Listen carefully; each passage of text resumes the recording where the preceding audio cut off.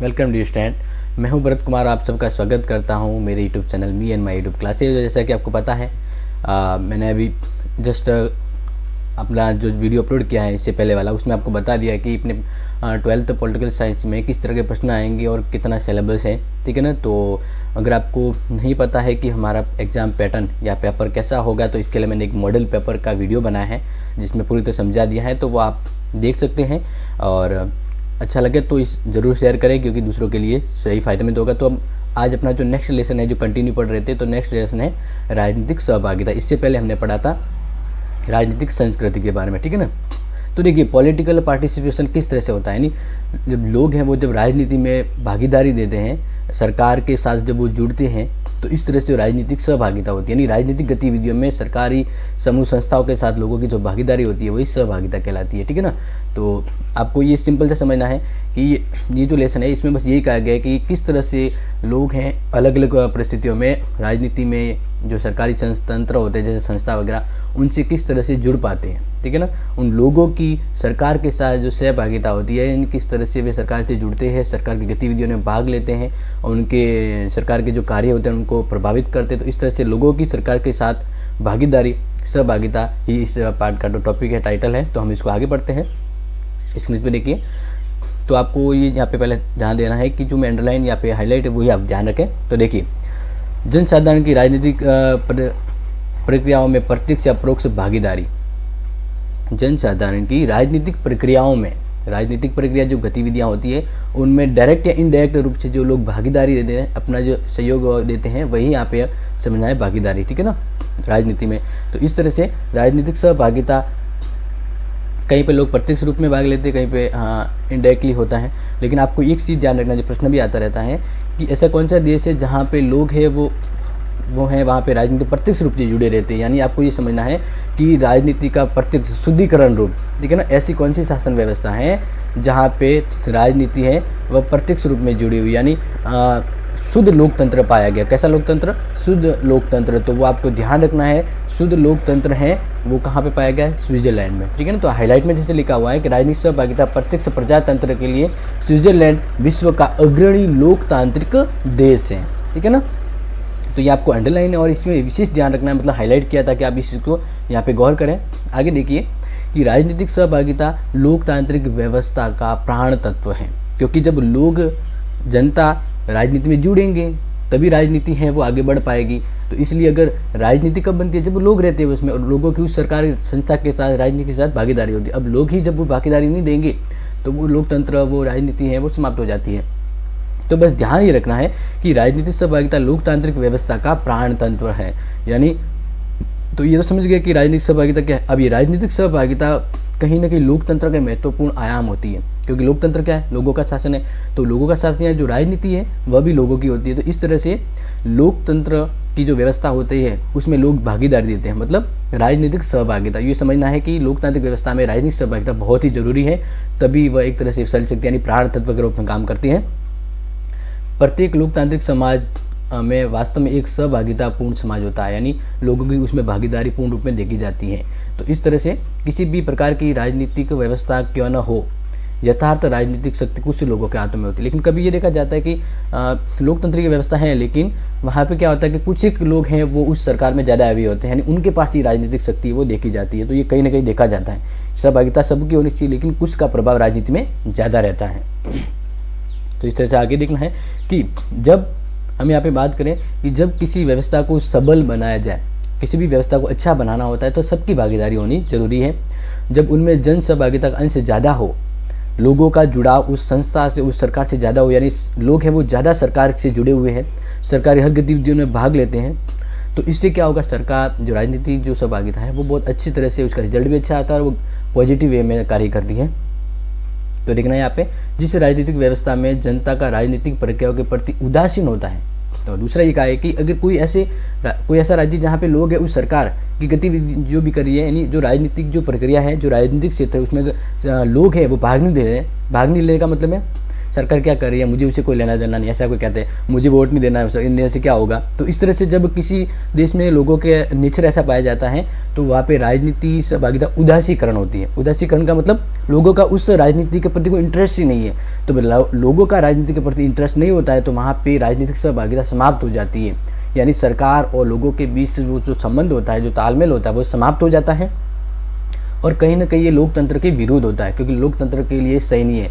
जब लोगों का शासन है, लोग पूरी तरह से इन्वॉल्व होते हैं सरकार की गतिविधियों में, तब राजनीतिक सहभागिता उसका सकारात्मक परिणाम सामने आता है। लेकिन लोग उदासीकरण हो जाए, उदासीकरण, तो इससे क्या होगा, जो राजकीय कार्य है, राजनीतिक गतिविधियाँ वो सही से नहीं चल पाती हैं और सक्रिय भूमिका अदा करने के मार्ग में रोड़ा डालते हैं। वहाँ व्यवस्था के शीघ्र ही विघटन की और उन्मुक्त होने की हानि। कहने का मतलब कि लोग ही राजनीति के प्रति गतिशील या उन्मुक्त नहीं होंगे तो वहाँ की व्यवस्था है वो जल्दी समाप्त हो जाने की तरफ बढ़ती है। तो इस तरह से हम नेक्स्ट अब देख रहे हैं कि राजनीतिक सहभागिता का अर्थ क्या है। वास्तविक रूप में राजनीतिक सहभागिता का अर्थ क्या है, तो आप यहाँ पे स्क्रीन पर देख सकते हैं। जैसे मैं आपको बता रहा हूँ कि राजनीतिक सहभागिता है प्रारंभिक संदर्भ रूसो तथा गणतंत्र के लेखकों में प्राप्त होता है कि राजनीतिक सहभागिता से तात्पर्य अर्थ है राजनीति व्यवस्था, जिस तरह की व्यवस्था होती है, ठीक है ना, सरकार के अंग होते हैं, उनकी व्यवस्था के अंतर्गत विभिन्न जो स्तर होते हैं, लेवल होते हैं, उन स्तर यानी लेवलों में जब लोग हैं वो उसके अंदर भागीदारी देते हैं। क्या देते हैं, भागीदारी देते हैं।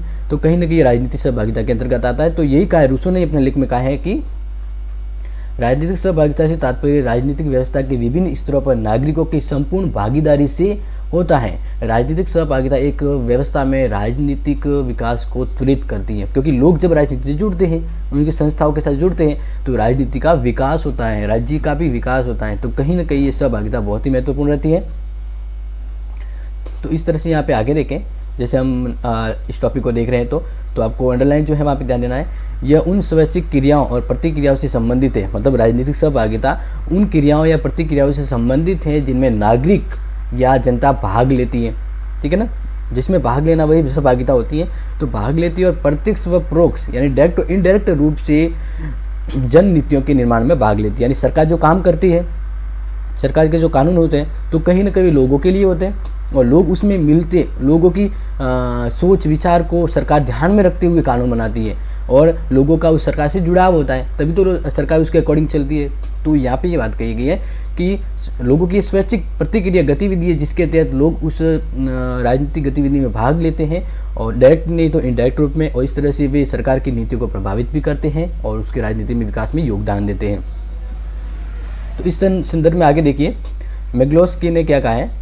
मैग्लोस्की ने अपने विचार में कहा है कि मैग्लोस्की की मान्यता है कि राजनीतिक सहभागिता केवल लोकतांत्रिक व्यवस्थाओं की प्रवृत्ति नहीं अपितु न्यूनाधिक मात्रा में सभी व्यवस्थाओं के विद्यमान रहती है। वे यह भी मानते हैं कि आधुनिक सुदृढ़ लोकतांत्रिक व्यवस्था में इसकी मात्रा है वो व्यवस्था के ऊपर निर्भर करती है। लोग किस तरह से राजनीति में भाग लेंगे। अगर राजनीति पॉजिटिव वे में काम करते हैं तो लोग ज़्यादा जुड़ाव महसूस करते हैं, और अगर राजनीति सही तरह से काम नहीं करती है तो लोग उसके प्रति थोड़े अलग व्यू रखते हैं। तो उनकी मात्रा का अधिक पाया जाना आवश्यक नहीं है, क्योंकि हर जगह ये सही नहीं, मतलब हर जगह ये नहीं माना जा सकता कि लोग राजनीति के प्रति इंटरेस्ट ले। तो इसलिए राजनीतिक सहभागिता विकासशील व अन्य व्यवस्थाओं को भी पाई जाती है। यानी यहाँ पे मात्रात्मक होने के साथ ही गुणात्मक भी होना चाहिए, क्योंकि जब लोग राजनीति में भाग ले रहे हैं तो उससे सीखते क्या हैं और उससे लोगों का जुड़ने से वहाँ के गुणात्मक रूप में सुधार क्या हो रहा है। तो कहने का मतलब सिर्फ दिखावटी वहाँ पे भीड़ नहीं होनी चाहिए, उसका कुछ मूल्य भी होना चाहिए, कुछ वैल्यू भी होनी चाहिए, वो राजनीति में मायने रखती है। ये बात यहाँ पे मैग्लोवस्की ने कही है। तो आगे देखिए नेक्स्ट हम बात कर रहे हैं। तो ध्यान रखना है कि राजनीति सहभागिता के स्वरूप के बारे में हम बात करें कि राजनीतिक सहभागिता है तो उसके जो यहाँ पे स्वरूप होते हैं वो किस तरह से होंगे, किस तरह की राजनीति के एक व्यू को देखा जाता है हमारे यहाँ पे। तो इस तरह से देखना है कि सिद्धांत रूप में राजनीतिक सहभागिता के दो स्वरूप पाए जाते हैं। पहला तो है विकासपरक और दूसरा है लोकतांत्रिक। यानी राजनीतिक सहभागिता में लोग एक तो क्या सोच के जुड़ते हैं कि उससे विकास होगा, मेरा विकास होगा और समाज का विकास होगा, यानी राज्य का विकास होगा, ये सोच के राजनीतिक सहभागिता होती है। दूसरा कि राजनीतिक सहभागिता है वह लोगों के जुड़ाव से होती है, यानी लोकतांत्रिक व्यवस्था में ही राजनीतिक सहभागिता ज़्यादा देखने को मिलती है। तो जितने ज़्यादा लोग उस राजनीति गतिविधियों से जुड़ते हैं, लोगों की भागीदारी सरकार और उस व्यवस्था से होती है, उतनी ही अच्छी तरह से लोकतांत्रिक व्यवस्था है वहाँ पे विकसित होती है। तो ये दो जो व्यू है यहाँ पे कि लोग राजनीतिक सहभागिता के अंतर्गत जब जुड़ते हैं तो इसके दृष्टिकोण क्या होता है, एक तो विकास परक को लेकर दूसरा है लोकतांत्रिक, ठीक है ना। तो इसको यहाँ पे अपने अंडरलाइन जो है वहाँ पे हम देखेंगे। तो आपको ध्यान रखना है कि विश्व की जैसे हम बात करें तो विश्व में 1940 व 50 1940 और 50 की अंतर्गत शताब्दी में सुनामी सहभागिता पर केंद्रित जब यह भागीदारी राजनीतिक व्यवस्थाओं की हर प्रक्रिया को प्रभावित करती नजर आई। वोट देने व दिलाने, संदा देने, याचिका प्रस्तुत करने, सत्ताधारी यानी जिसके पास सत्ता है, सत्ताधारी प्रतिनिधियों पर प्रभाव डालता है, रैली निकालने से लेकर विशेष समुदायों में धरना प्रदर्शन या कह सकते हैं विरोध प्रदर्शन होता है। इन सभी राजनीतिक गतिविधियां हैं वे राजनीतिक सहभागिता के औजार हैं। वापिस समझना है कि राजनीतिक सहभागिता में लोग जुड़ते हैं, इन लोगों के द्वारा राजनीति में जो भागीदारी होती है वही राजनीतिक सहभागिता कहलाती है। अब ये ध्यान रखना है कि लोग राजनीति के अंतर्गत जुड़ते हैं। तो अब सबसे इंपॉर्टेंट आपको वो वापस ध्यान रखना है कि राजनीतिक सहभागिता के औजार क्या है। औजार मतलब किस तरह से राजनीति में लोग सहभागी होते हैं, तो वे किस तरह की गतिविधियाँ करते हैं। ध्यान रखना है वोट देना, वोट दिलवाना, संदा देना, याचिका प्रस्तुत करना, और सत्ताधारी है वो अपने वोट देने के लोगों पे प्रभाव डालता है। ये भी एक तरह के सहभागिता का साधन हो गया। रैली निकाल के लोगों को उस जनता को सरकार के प्रति ज़्यादा आकर्षित करना, और धरना प्रदर्शन वगैरह होता है, विरोध प्रदर्शन होता है। ये जो सभी जैसे मैंने बात की है तो ये राजनीतिक सहभागिता के औजार के रूप में काम में होती है, यानी ये गतिविधियाँ ही लोगों के द्वारा की जाती होती है। ये साधन हो गए, औजार हो गए। तो इस तरह से नेक्स्ट आगे देखिए, जैसे हम समझ रहे हैं इसको, तो आपको यहाँ पे ध्यान देना है कि किस तरह से इसके जो स्वरूप हैं। तो इसके अंतर्गत हम देखें कि विकसित समाज के हर पहलू से राजनीतिक सहभागिता का गहरा जुड़ाव होता है। यानी जहाँ पे भी सरकार बहुत अच्छी तरह से काम करती है तो वहाँ पर आपने देखा होगा लोग हैं उस सरकार से ज़्यादा जुड़े हुए, लोगों का सरकार के प्रति सकारात्मक रवैया है, और इससे वो लोगों का जो सहभागिता है राजनीति के प्रति वो अच्छा होने से वहाँ की संस्कृति और वहाँ के लोगों का जो लोकतांत्रिक जीवन है वो अच्छा हो जाता है, विकसित होता है। तो वास्तव में राजनीतिक सहभागिता के अध्ययन का प्रारंभ भी इसी बात में निहित है कि लोकतंत्र और राजनीति दोनों ही अविभाज्य हैं। कहने का मतलब है कि राजनीति और लोकतंत्र, ये राजनीतिक सहभागिता मतलब राजनीति में लोग जुड़ते हैं, राजनीति के अंदर लोग भाग लेते हैं। तो लोग जब राजनीति से जुड़े हैं तो यानी इस तरह से वे लोकतंत्र का ही रूप है। तो मतलब राजनीतिक सहभागिता और लोकतंत्र दोनों होने से ही जो व्यवस्था है वो बनती है। यानी यहाँ पे जब सहभागिता की बात करें तो सहभागिता को ध्यान रखना है कि राजनीतिक सहभागिता में लोकतंत्र जुड़ा हुआ है। लोकतंत्र यानी लोगों के विचार, मूल्य, उनके जो गुण हैं वो उस राजनीति से जुड़े हुए हैं। तो इस तरह से ये दोनों अलग नहीं है, अविभाज्य, यानी अलग नहीं किया जा सकता। राजनीतिक सहभागिता को लोकतंत्र से अलग नहीं किया जा सकता। इस संदर्भ में पेरी ने लिखा है, राजनीतिक सहभागिता से संबंधित प्रत्येक पुस्तक, यानी अगर कोई भी विद्वान है वो राजनीतिक सहभागिता के बारे में कोई पुस्तक लिख रहा है कि राजनीति के प्रति लोगों का जो जुड़ाव होता है किस तरह से होता है, तो राजनीतिक सहभागिता के बारे में जब कोई लिखता है तो यहाँ पे इनडायरेक्टली वो जो बुक है कहीं ना कहीं लोकतंत्र से संबंधित होती है। जैसे नॉर्मल सी बात है कि हम अगर कहीं पे किसी के बारे में बात कर रहे हैं, तो अगर हम बात कर रहे हैं तब तो उसका सीधा हम उस व्यक्ति के बारे में बात करें, अगर इनडायरेक्टली बात भी करें तो उस व्यक्ति के बारे में ही बात होती है। तो वैसे ही यहाँ पे ये हो रहा है कि राजनीतिक सहभागिता के बारे में जब कहीं भी किसी भी समय बात आती है कि राजनीतिक सहभागिता क्या होती है, लोग उस राजनीति से जुड़ाव होता है, लोग उस राजनीति सीखते हैं, सरकार को प्रभावित करते हैं, तो ये जब बात आती है तो इसको अगर दूसरे वे में देखें तो कहीं ना कहीं लोकतंत्र ही है। लोगों का राजनीति के उस सरकार से जुड़ा, लोकतंत्र का मतलब ये है कि लोगों की सरकार और उसके साथ भागीदारी, तो लोकतंत्र हो गया। तो लोकतंत्र का मतलब यहाँ पे ये बता रहे हैं कि पेरी ने कहा है कि जब भी किसी भी समय अगर कोई विद्वान राजनीतिक सहभागिता की बात कर रहा है तो वो इनडायरेक्टली रूप में क्या मतलब बता रहा है या क्या उस पुस्तक में लिख रहा है, लोकतंत्र के बारे में लिख रहा है। तो ये यहाँ पे बताया गया कि दोनों एक हैं। तो इस तरह से नेक्स्ट यहाँ पे आगे देखें कि जहाँ निर्णय में कम लोग आए, जहाँ सरकार की गतिविधियों में लोग भाग नहीं लेते या कम भाग लेते हैं, वहाँ लोकतंत्र का अंश कम होता है। ठीक है ना। जैसे कोई वोटिंग होती है तो वोटिंग में अगर लोग कम हैं तो वहाँ पर इसका क्या मतलब होगा कि लोगों को राजनीति के प्रति इंटरेस्ट नहीं है। ठीक है ना। तो फिर लोग हैं वो सरकार की गतिविधि में कम भाग लेते हैं। और कहीं पर अगर लोग ज़्यादा मात्रा में उस सरकार के निर्णयों में भाग लेते हैं, यानी ज़्यादा वोटिंग होती है, तो इसका मतलब है लोग उस सरकार के प्रति, उस लोकतंत्र के प्रति जागरूक हैं, उनकी सहभागिता उस राजनीति में ज़्यादा है। तो इस तरह से प्रभावी लोकतंत्र पाया जाता है। और कहाँ पे अगर कहीं पे लोगों का सरकार से जुड़ाव नहीं है या वोट हैं वो बहुत कम पड़ते हैं, इसका मतलब क्या है कि वहाँ पर जो लोकतंत्र है वो बहुत विकसित नहीं है, वहाँ पर उदासीकरण पाया जाता है। तो ये जो बात है वो वर्बा और नील ने कही है, ठीक है ना। प्रभावी लोकतंत्र और अप्रभावी का मतलब है कि लोगों को भी राजनीति के प्रति किस तरह की रुचि है, यानी किस तरह से वो भाग लेते हैं उसमें, ठीक है ना।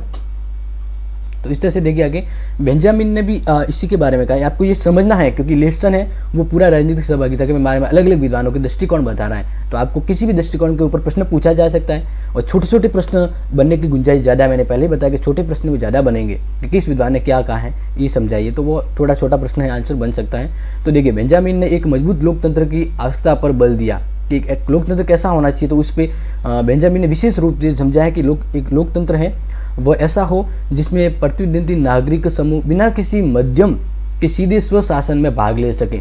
यानी ये कहा गया कि लोकतंत्र बहुत ही अच्छा होना चाहिए और मजबूत होना चाहिए। इसका मतलब है कि लोगों का सरकार से सीधा जुड़ाव हो, सरकार की गतिविधियों में वो भाग ले सके, सरकार को वो प्रभावित कर सके, यानी सरकार का सीधा कॉन्टैक्ट होना ये लोकतंत्र के लिए बहुत ही जरूरी है और सकारात्मक दृष्टिकोण होता है ये।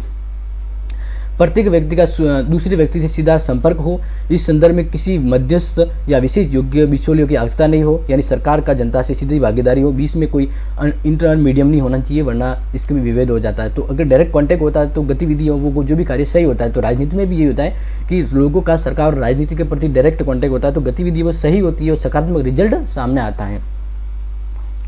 तो इस तरह से ये आपको ध्यान रखना, ये बहुत ही इंपॉर्टेंट है। नेक्स्ट अपना जो इसी वीडियो का सेकंड पार्ट होगा, ठीक है ना, फिर उसमें हम बताएंगे जैसे स्क्रीन पे आपको दिख रहा है कि राजनीतिक चेतना, राजनीतिक जागरूकता और सहभागिता दोनों किस तरह से उसको आगे लेवल तक ले जाती है। तो अपना जो ये वीडियो है जो थर्ड लेसन का, उस वीडियो में आपको ध्यान रखना है कि इसका जो सेकंड पार्ट होगा तब इस लेसन को पूरा कर लेंगे। तब तक अभी तक जो जैसे मैं समझा है इससे समझ में आपको कोई भी डाउट है तो आप तुरंत ही उसका जो भी है अपने कमेंट बॉक्स में मेंशन करें कि सर मुझे ये समझ नहीं आया, इसको वापस बता दीजिए, तो सेकंड पार्ट में मैं उसको वापस समझा दूंगा, ठीक है ना। समझ रहे हैं मैं क्या समझा रहा हूँ? मैं ये कह रहा हूँ कि अब जो वीडियो अपलोड किया है इस वीडियो में फर्स्ट पार्ट में अगर आपको कोई डाउट है तो आप कमेंट बॉक्स में मेंशन करें ताकि मैं सेकंड वीडियो में उसको वापस आपको समझा पाऊँ, ठीक है ना। और ये वीडियो ज़्यादा से ज़्यादा शेयर करना है ताकि सबको पहुँचे और सभी बोर्ड एग्जाम को लेकर प्रिपेयर हो जाए, क्योंकि आपके चल मॉडर्न पेपर है, यानी कैसा पेपर आएगा वो आपको मैंने बता दिया है। अगर किसी को नहीं पता है कि सर हमारा 12th का मॉडल पेपर कैसा होगा क्योंकि सिलेबस चेंज हुआ है, मतलब कम हुआ है, तो मैंने इसका एक वीडियो बनाया है जो इस अपने चैनल पे उपलब्ध है, आप इसको देखें और बाकी को भी शेयर करें। तब तक हम वापस अगली वीडियो में मिलेंगे, यानी अपना जो सेकंड पार्ट है, सेकंड पार्ट में मैं आपको फिर बताऊंगा कि अपना जो सेकंड बच गया जो पार्ट है, यानी किस तरह से आपको राजनीतिक सहभागिता में के बारे में प्रश्न आ सकते हैं। तो वो सेकंड पार्ट में मैं आपको बताऊंगा कि आपके पॉलिटिकल के जैसे छोटे छोटे प्रश्न के आने की गुंजाइश है वो ज़्यादा है, ठीक है ना। तो जो भी है आपको कन्फ्यूजन है कमेंट बॉक्स में लिखिए और उसका सेकंड वीडियो में आपको रिप्लाई के तौर पर समझा पाऊंगा और इसी के साथ ही अपना लेसन भी नेक्स्ट जो अगला जो वीडियो उसके साथ समाप्त हो जाएगा। तब तक ध्यान रखिए और इस वीडियो को अच्छा लगे तो लाइक और शेयर एंड सब्सक्राइब जरूर करें, ठीक है ना। Thank you and have a nice day.